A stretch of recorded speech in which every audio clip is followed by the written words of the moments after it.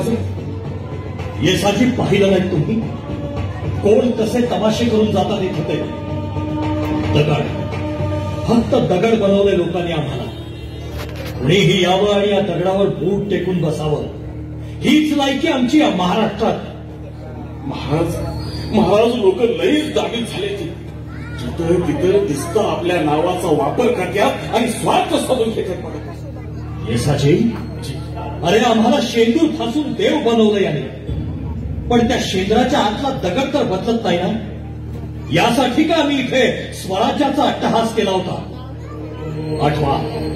आठवा तो दिवस. इथल्या रयतेला हक्काचं छत्र मिळावं, माणसाचं माणूस पण अबाधित राहावं म्हणून तर हा संकल्प केला होता ना आम्ही. होय महाराज होय. अहो 4-4 पातशायांनी नाडलं होतं या महाराष्ट्राला. शेतात उभी पिकं कापली जात होती. सहज घराबाहेर पडलेली तरणी दाटी पोरं यवनाच्या वासनेची बळी पडत होती. तवाच या लोकांनी स्वातंत्र्याचा सूर्य दावला तुम्ही. त्या काळात यवनांकडून आमच्या आया बहिणी लुटल्या जात होत्या आणि आजही आमच्या लेकी सुनांची अब्रू अशी 4 चौघात लुटली जाते. पण उघड्या डोळ्यांनी बघणाऱ्या या भेकळांमधून आज कुणीही इथं शिवाजी होत नाही. द्रौपदीची अब्रू रक्षणारा कुणी कृष्ण इथं दिसत नाही. हेच अधमकृत्य करणाऱ्या दुःशासनांचे आम्ही काय हाल केले होते आठवा तो रांझाचा पाटील.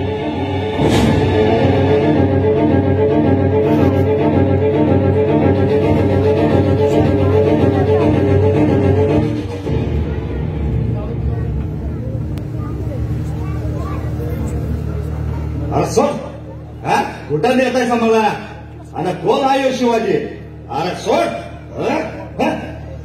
बाबाजी भिकाजी गुजर तुम्हाला इथं कशासाठी आणलंय ठाऊक आहे. अरे कुणाला बी उचलावं आणि हत्याराचा दाग दाखवून गुलाम बनवावं. मोगलाई स्वार्थासाठी मोगलांचे तळवे चाटणारे तुम्ही स्वाभिमानाची भाषा बोलता कशाला. वतनदारीच्या मखमलीवर बसून ओंजळीच्या पिकताडीत त्यांची धुमकी झेलताय आणि आमच्या पुढे ही विजय असते. पाटील फक्त एवढंच सांगा, या रामजी खोडेच्या पोरीला तुम्ही पळवलं, तिच्यावर बलात्कार केला, हे खरं आहे? होय. अरे लुटली मी त्या पोरीला आणि अशा हजारो लुटेन. अरे प्रजाला बाटीक समजतोय मी. तू कोण विचारणार? अरे मी विचारणारा कोण कळेलच. येसाजी खडला गुन्हा शामिल झालाय. याला कळू दे आता आम्ही कोण आहोत. रयतेवर जुलूम जबरदस्ती करणाऱ्या या पाटलाचा चौरंग करा. पण महाराज एवढी कठोर शिक्षा. येसाजी या पाटलाच्या कृत्याचा आम्हाला भयानक संताप आला, पण तरीही भावनेच्या भारात आम्ही निर्णय घेत नसतो. यापुढे आमच्या राज्यात स्त्रीची अब्रू अशी वाऱ्यावर उधळली जाणार नाही. तसं करणाऱ्याची गयही केली जाणार नाही. ही शिस्त पाडायची आम्हाला आमच्या स्वराज्यात. जा दिल्या हुकमाची ताबडतोब अंमलबजावणी करा. जी राज. त्याला महाराज चुकी झाली महाराज.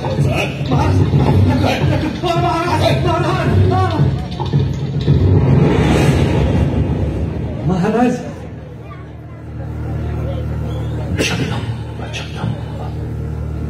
येसाजी जी आमचा शिवशाहीचा शिरस्ता आज या लोकशाहीत का दिसत नाही?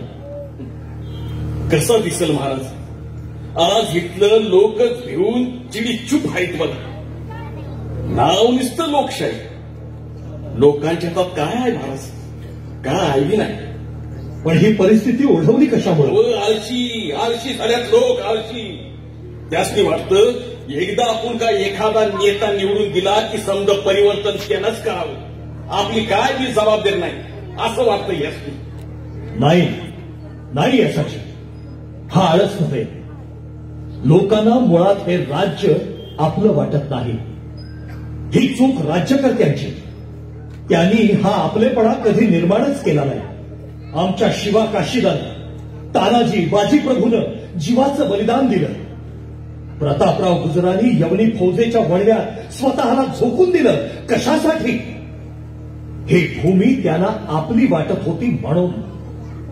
आपणच या भूमीचं रक्षण केलं पाहिजे ही जिद्द प्रत्येकाच्या मनात जिवंत होती. होय महाराज, पण आज तेच होईना नव्ह. इथं राजरोस अतिरेकी घुसत्यात आणि लोकांचं मुडदं पाडत्यात आणि हे चाकरमानी ते मुडदं वलांडून हापिसात झालं. दहशतवादाचा हा प्रश्न सोडवायला राज्यकर्त्यांची मानसिकता कणखर हवी असाची. होय, पोकळ निषेधाच्या घोषणा देऊन हे प्रश्न सुटणार नाहीत. आमच्या राज्यकालात चालून आलेला तो अफजल खान एक दहशतवादीच होता ना. आम्ही कसा सोडवला तो प्रश्न?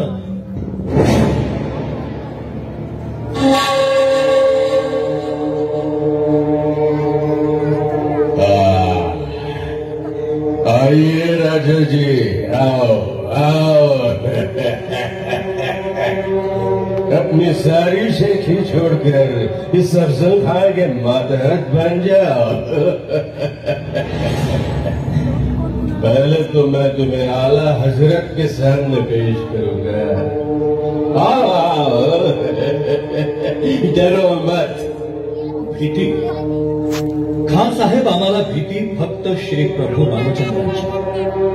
आणि आपण कोण आहात हे आम्ही चांगलेच जाणतो. अच्छा. राजा जी, आपसे मिलने के लिए बेताब है. कितने दिनों की आरज़ू थी. आओ आओ, हमारे कलेजे को ठंडक दो. इस अफजल खान को गले लगाओ. आओ आओ. जय भवानी.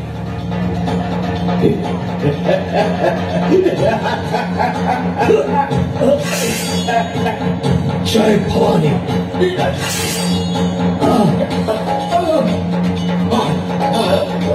रामखोर, दगाबाज, माझ्या स्वराज्याचा घास करायला निघाला होतास. हा खेळ ही ते धावली आणि हा खेळ कार्याचा पोट आमच्या मृत्यूचं राजकारण करायला आला होतास ना. हे घे तुझ्या मृत्यूचं दान. तुझ्याच पोट्यात होतोय आम्ही. हर हर महादेव.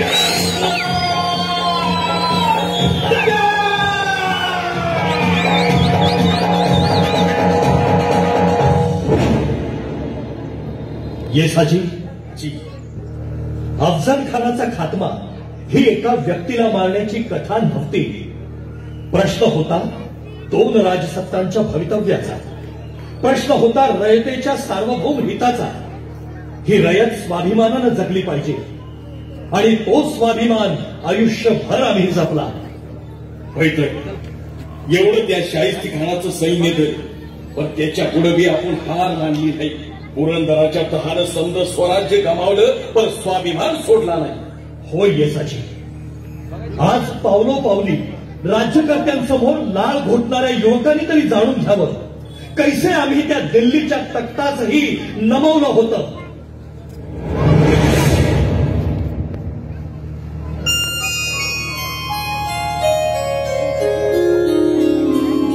आइए राजा जी, आइए. शंभूराजे, आप भी आइए.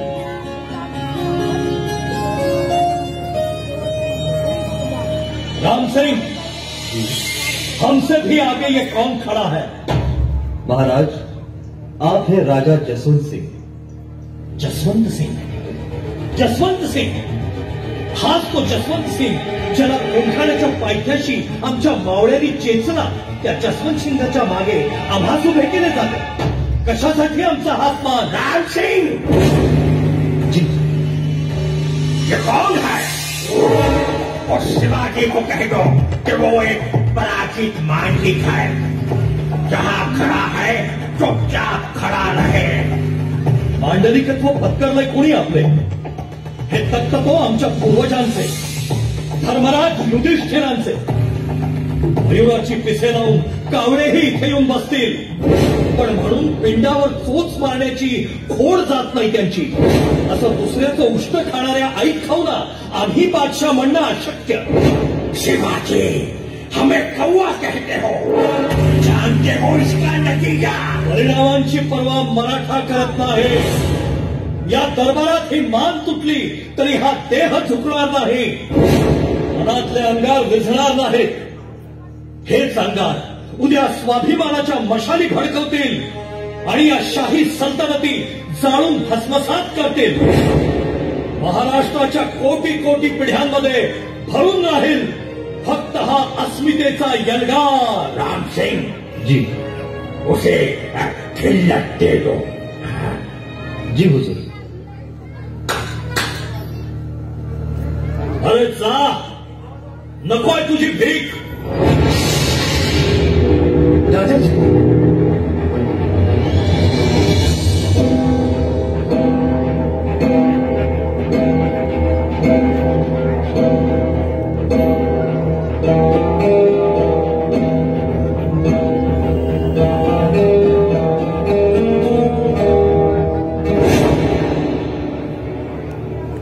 स्वाभिमान, अंगार, किती विश्वासानं बोललो होतो हे शब्द आम्ही.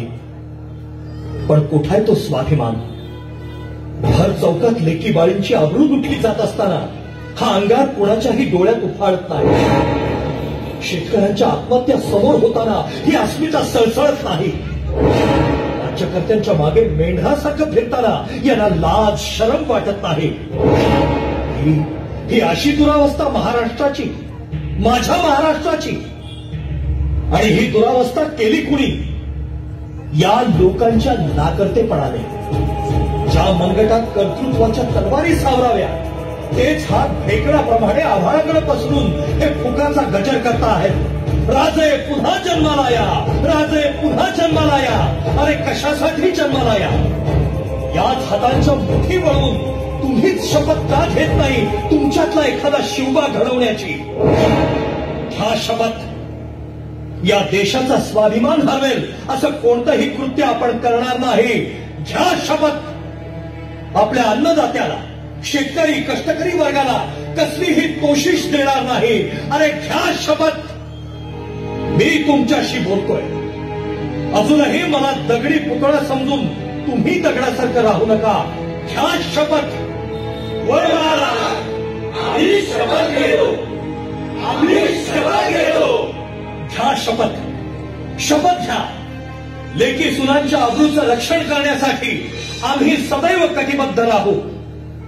देशाच्या संविधानाचा मानसन्मान अबाधित ठेवू. राजकारणात कुठलीही लाचारी न पत्करता सेवा भावनेतून नित्य समाजकारण करू. घ्या शपथ.